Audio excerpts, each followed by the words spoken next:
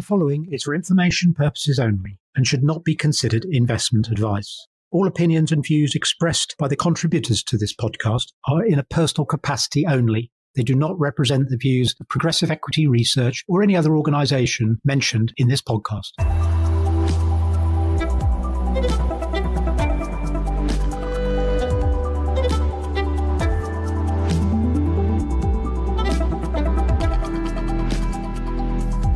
Okay, it is Friday the 15th of August. Jeremy, welcome back. Good to have you here. Hi, Gareth. Yeah, good to be here. So it's felt like the traditional quiet summer UK market lack of activity. Has there been much that's excited you in the UK this week? It's a bit like sailing in the doldrums, really. Yeah, it's pretty thin gruel out there for anyone trying to ascertain the overall health of the UK stock market at the moment. But in the States, the reporting season has seemed to demonstrate a much clearer picture of health, I would say. So, in the UK particularly, it feels like companies are hanging on in the hope of better times ahead.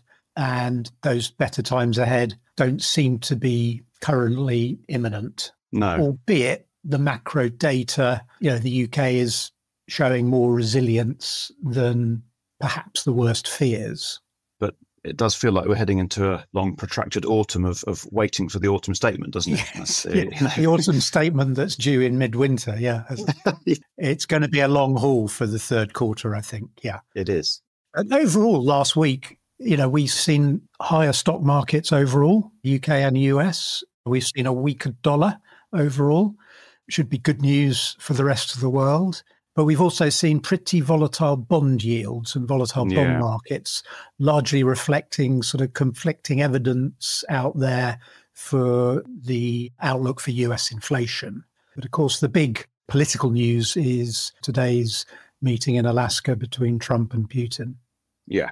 Wait and see whether that delivers anything. Yeah. And in the UK, the main political news seems to be that JD Vance has been caught fishing without a license. Well, I understand they bought them. They both bought fishing licenses retrospectively. Okay. So it's all fine. Don't worry. That's and on the financial pages, I think the focus has been speculation on the main tax proposals that we can expect in the budget, which seems to basically focus on increasing taxes on gambling, and increases in inheritance tax also look likely. I even saw something a couple of days ago about the fact that they might do something with VAT, which would be a very obviously wide-ranging and potentially frustrating change to be working through. Lots of red tape and admin goes with any change on VAT. But yeah, if we get into that situation, same as last year, everyone will be wondering what's coming, worrying about how that might impact them or their business. And in that environment, people just sit on their hands and wait, which is a very bad place to be. So again, not good. But in the meantime, I'd say the macro data this week for the UK has been poor, but not calamitous. Okay. So we got relatively stable employment data signalling a moderation in wage growth, then followed by news that the UK economy grew in the second quarter by 0.3% versus the expectation of 0.1%. But quite a sharp slowdown from the 0.7% of the previous quarter. So slowing but not collapsing. And in the pack of the G7 league table, okay, but investors are sort of basically looking for evidence of the impact of the Trump tariffs on inflation and growth. Got very mixed messages this week. But judged just from the perspective of equity markets, there's nothing to worry about at all. I mean, the S&P 500 rose 2% on the week to an all-time high, and the volatility measures all fell.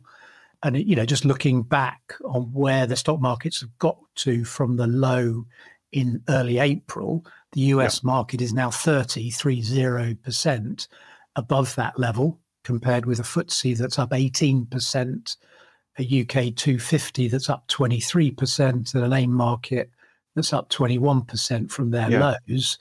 Nothing to worry about here. No, it's easy to forget how strong those markets have been, isn't it? Yeah. I mean, it's just, in the space of 4 months, it's a phenomenal performance. So it certainly shows you that the equity investors think things are pretty rosy.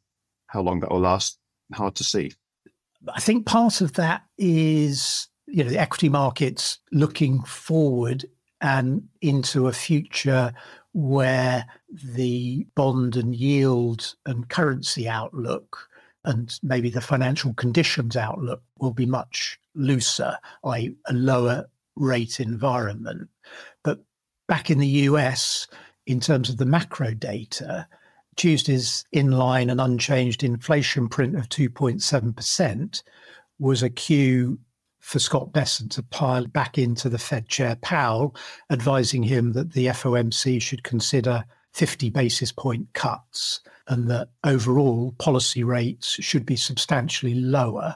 So continuing to tell the FOMC how they should be doing their job. And taking the more direct approach, Trump let it be known that he's considering suing Fed Chair Powell over the mismanagement of the renovation of the Fed's headquarters. So the pressure is really being applied here.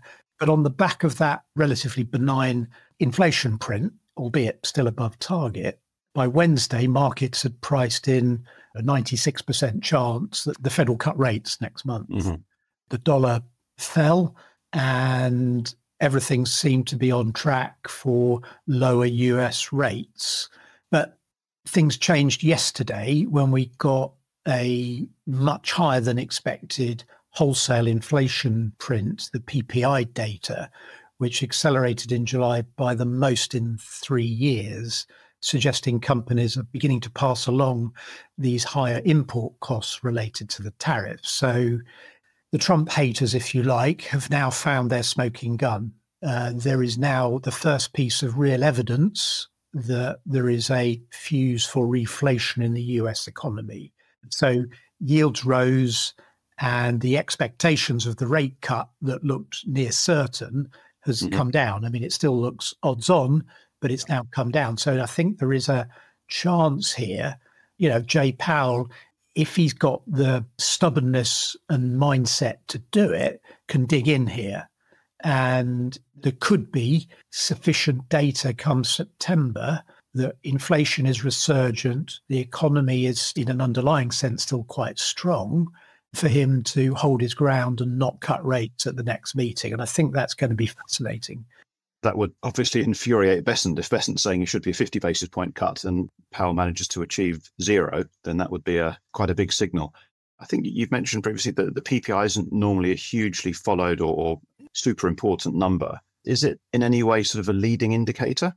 In theory, yeah. It's the producer price index. Yeah. So downstream of this should be retail price inflation. Now, the question is the degree to which the producers and the wholesalers and the distributors and the supply chain eats the price increase.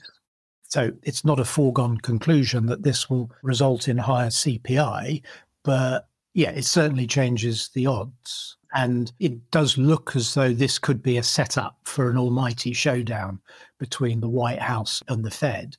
Well, it's much more interesting than sitting in the UK waiting for our autumn statement. Yes. I mean, Powell's gone this time next year, whatever happens. Yeah. So I think he's going to be focusing on protecting his legacy. He wants to go down in history as someone who managed to control inflation. He wants to be more of a Paul Volcker than an Arthur Burns. Okay. And I suspect he will also be looking forward to taking some comfort from his fellow central bankers at their Jackson Hole retreat in a couple of weeks' time. Yeah. So what have you been looking at in the UK this week? So, yeah, the UK small micro cap market is another interesting week. We've had a few bits of company news. We had an interesting set of results from Xaar, which is a manufacturer of print heads for industrial printing and industrial printing applications.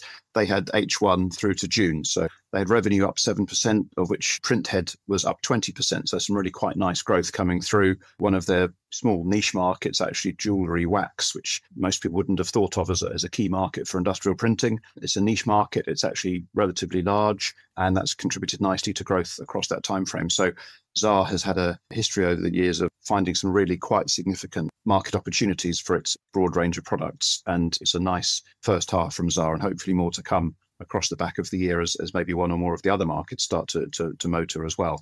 So that was positive. Then we had Zoo Digital. They gave us their FY25 results at the end of March. They've been really suffering in recent years. This is a provider of translation, subtitling and dubbing into the market for mainly video content, sort of streaming video and other types of video content. And they battled over the years with the writers and actors strike in the States, obviously post-COVID. There's been lots of M&A in the customer segment, so lots of confusion and disruption amongst the buyers of their services. And then more recently, the advent of AI, a number of investors are worried what the impact of that will be on Zoo's business. So it's been a challenging time for them. They've managed costs down. These results were in line with a previously reduced set of outlook for the year to March 25. And we've managed to maintain our forecasts for the year ahead. So it feels like they're managing the business well. And hopefully, if the market does start to recover in any way, they're well positioned to deliver against that. So a good set of results from Zoo, all things considered. You mentioned you've been looking at Shoezone. It's quite a difficult statement from them in terms of a trading update. Shoezone basically said it had experienced a very challenging trading period, principally driven by a further weakening in consumer confidence, which they firmly put the blame at the feet of the government's budget from last year, and said that it had experienced less discretionary spend with continued impact of inflation, interest rates and higher savings rates, all of which has decreased footfall, which resulted in a reduction in revenue and profit. So, a pretty disastrous profit warning, all told.